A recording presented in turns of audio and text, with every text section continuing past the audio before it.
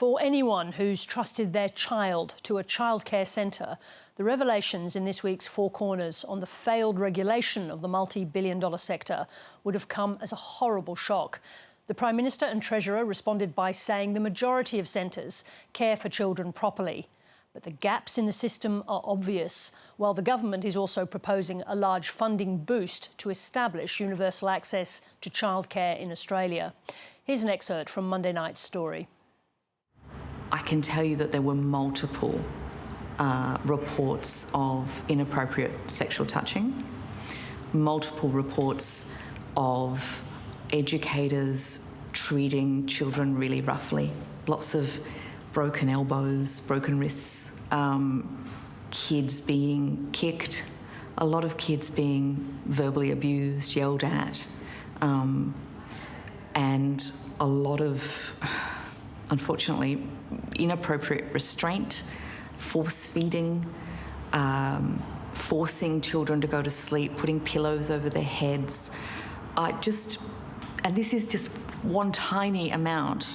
This is just one little snapshot of what is going on in these centres. Investigative reporter Adele Ferguson joins me now. Adele, that is a shocking litany of events. That's Abigail Boyd, a New South Wales politician. Where does she fit into your story? Yeah, so she did a call for papers in November last year. And what that is, she wanted to go to the department and the regulator to find out just how many breaches and incidents and what they were like and how responsive the regulator was to them. And what happened since then is the government and the department has blocked her every step of the way. They let her look at them, but wouldn't let the public. It's all been made secret.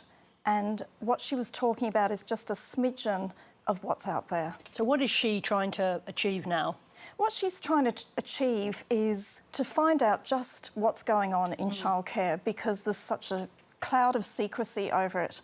And so what I'm hearing is that there will be some light shed, that she may have the numbers to get a parliamentary inquiry. That's the speculation. And if she does, it will be imminent and it will allow the committee to call chief executives of some of these childcare centres to ask questions.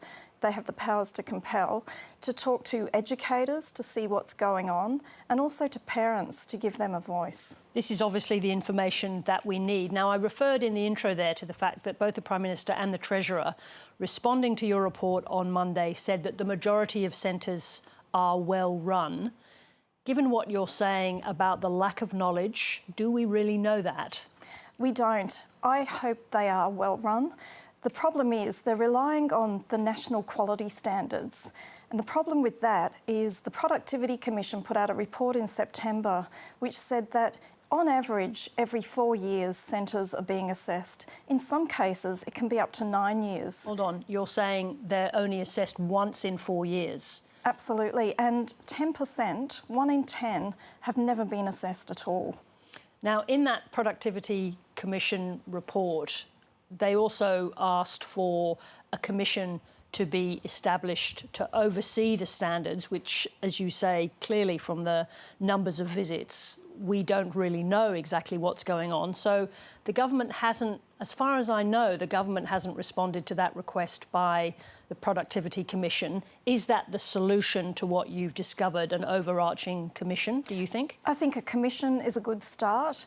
Also, there needs to be an independent review of these national quality standards. But they also have the power, because the government pumps in $14 billion a year into childcare centres through subsidies. So they have that lever to say, if you're a centre and you're not meeting quality standards, we're going to turn it off. And let's see how quick they improve their game. So as things stand at the moment, you're saying there's a limit to the regularity of the investigations. When there are visits made to childcare centres, how thorough are they? They are thorough, but the problem is the centres are given notice. So some of them, you know, if you're a big centre, you'll have compliance managers who can train the educators what to say. They'll run out and buy new toys, so it'll all look great. So some of the educators we've spoken to say it's totally gamed. So As things stand at the moment, again, in the response that you had from your story, the government is saying this is essentially a state issue. Obviously, the federal government's putting a lot of money in, but do the state governments around the country have the capacity to do much better, more thorough inspections, more frequent inspections?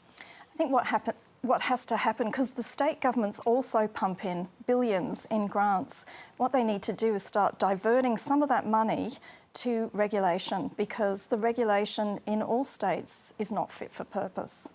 If you're trying to decide on a childcare centre in your area and you look at a report, how do you know whether or not the judgment of inspectors is something that you can rely on? It's not so much the judgment, it's the frequency in which they go. And what we know is on average they're going every 4 years. So one of the problems with the sector is there's a lot of buying and selling of properties, so owners are changing quite frequently. So if you have a centre that hasn't been rated for 4 or 5 years, it might have gone through 2 or 3 pairs of hands. So if you're a parent watching this or a grandparent watching this, where can they go to get reliable data on a childcare centre in their area? Is there anywhere they can go? Well, that is the reliable place they go to look at what the quality rating is of the childcare centre, and it's often out of date. So they have to look at what does the childcare centre look like and just ask questions. How often do the staff change hands? How long have some of these staff been there? All right, so go in and ask proper searching questions of any centre you're considering. Absolutely. Adele Ferguson, thanks for coming in, and we'll hear from you what happens with the inquiry. Thank you.